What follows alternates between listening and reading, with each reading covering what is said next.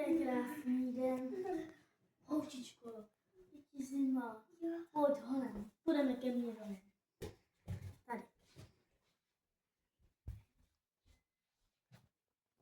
Podívej na to tvůj krásný domov. Ještě ti něco ukážu. Honem.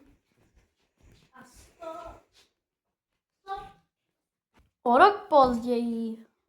Holčičko, co tak nesmí, máš psycha. A nejde, jsi strašidelné.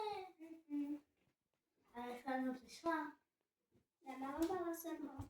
Co to máš za nůž? To nic, to je jenom hračka. No doufám. Já si zajdu.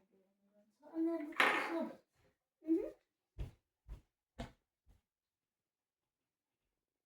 A hotovo. Hezky to. Jak to, že ještě nespíš? Protože to vybarvuju. A dost. Vybarvat nebude. Budu. Nech tě už roztrhat.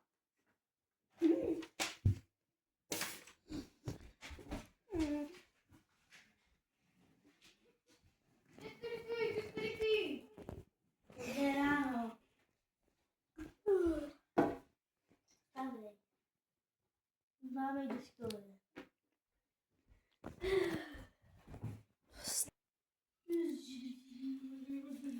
Jsi taky vyčistit.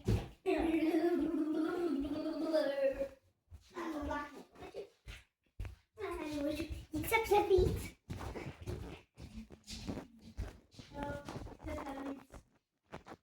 Já ti ukážu.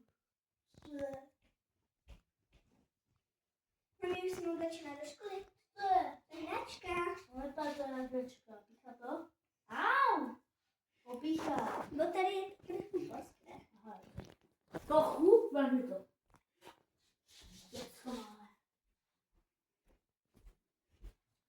Doufám, že mě někdy nezabiješ.